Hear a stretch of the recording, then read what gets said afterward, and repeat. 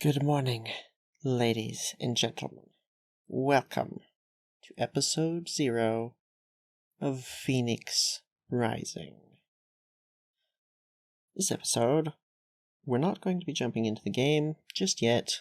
I just want to give a brief overview of what this series is going to be, this new season, and a little bit about, well, what this mod is, because if you've watched my last series, or frankly, if you've watched most any other Empire at War mod, this mod is quite a bit different in the way it works. So I want to give a little overview of what we're getting ourselves into here. First things first, this series is, as much as we can, going to at least attempt to follow the more or less actual timeline of the Galactic Civil War in universe, as it happened in universe. Now, emphasis on the try, because we are up against an actual AI here, so there's only so much we can realistically do, but we will attempt to make choices, certainly that would make sense for the people involved.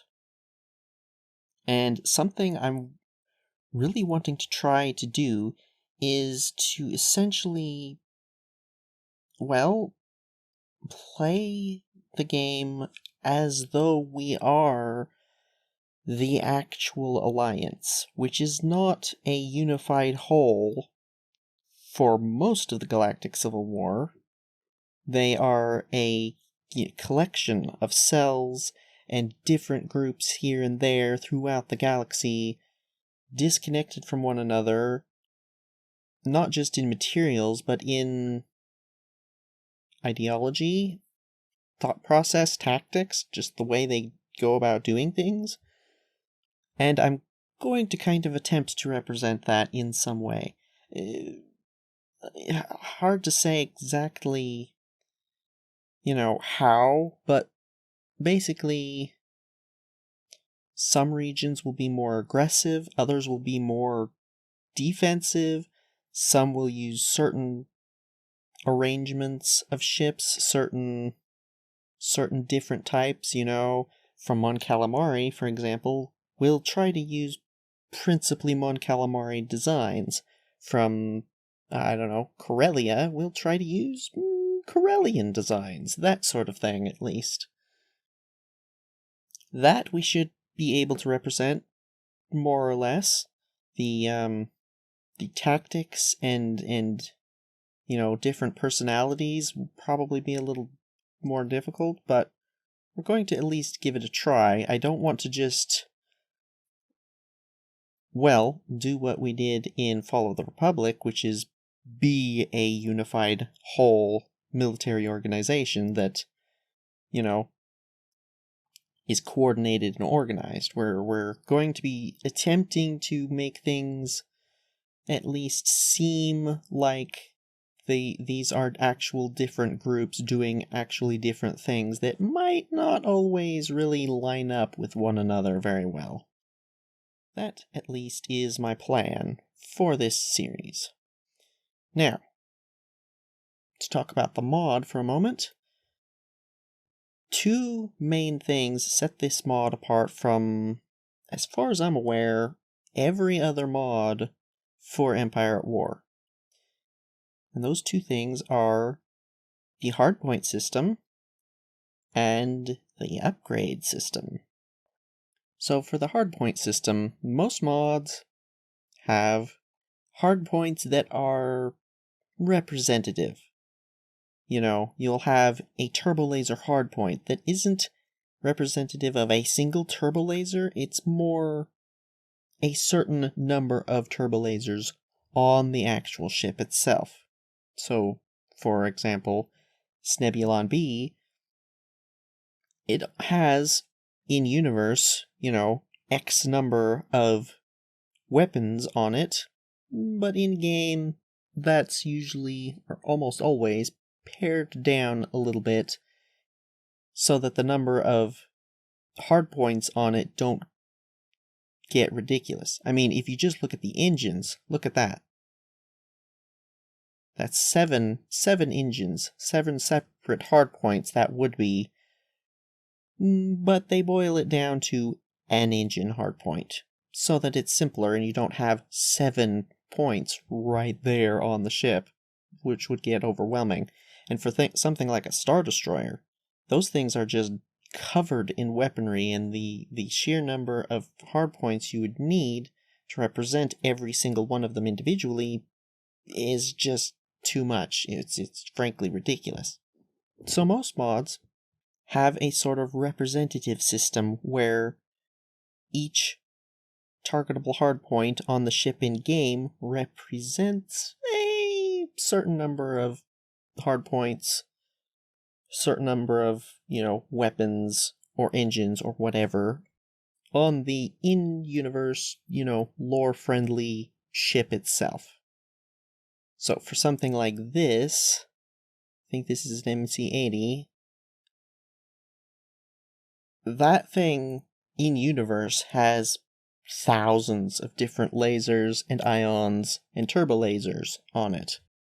But in-game, most mods will have, a dozen, maybe 2 dozen, if that, on a ship that size. Phoenix Rising does something rather different. Phoenix Rising has every hardpoint on the ships in a sort of simulation of what that ship would actually be like in universe. The difference is, those hardpoints are not targetable. So, the ship as a whole, the entire vessel, has, basically one giant health pool. Similar to the way many smaller ships work in other mods, things like corvettes and fighters, they just have their health bar, they don't have targetable individual hardpoints. Now, in-game, they do, like, the way the actual unit is coded, it does have hardpoints, they're there, but you can't target them. And that's what Phoenix Rising is doing here. All of the hardpoints are there, but you can't target them, so you target the ship itself individually. That has quite a few interesting consequences to it that makes this mod play quite a bit differently. I have done quite a few skirmish battles. I don't know, I wouldn't say quite a few. I've done a number of them, and this mod is quite different from all of the other mods I've played and seen. This is the change, that change in the hardpoints is significant as far as how the game runs, how you do things. And we'll obviously see more of that as we actually get into this. The second thing is the upgrade system, and is probably the biggest draw of this particular mod. I don't have any easy way to show you without getting in, but we're not going to just yet.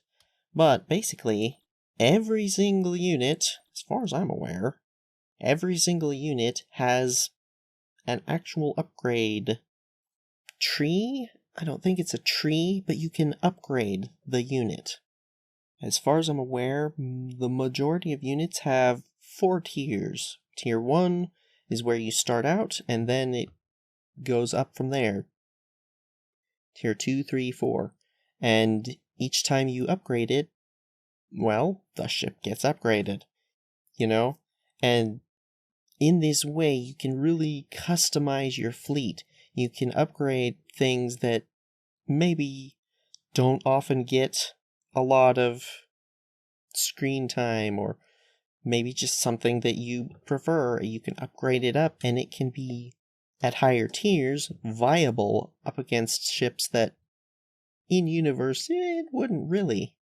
So you can take something like a Z95, upgrade it to tier 4, and as far as I'm aware, that would be something that can compete with the best of the Empire's fighters. Or at least some of the best. It would be something that you can use as a space superiority fighter rather than X-Wings. Just as an example. And as far as I'm aware, again, just about every single unit can be upgraded in this way. I'm not sure if units have trees. I haven't...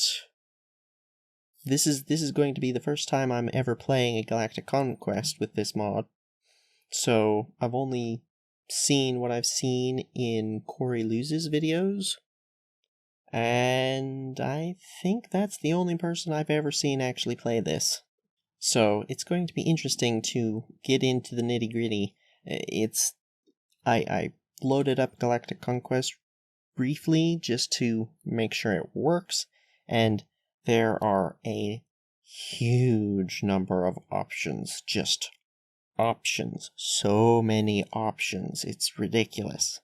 And, yeah, it's kind of a little bit overwhelming, to be perfectly honest. But, yeah, that's what we're gonna be doing. That's what this mod is.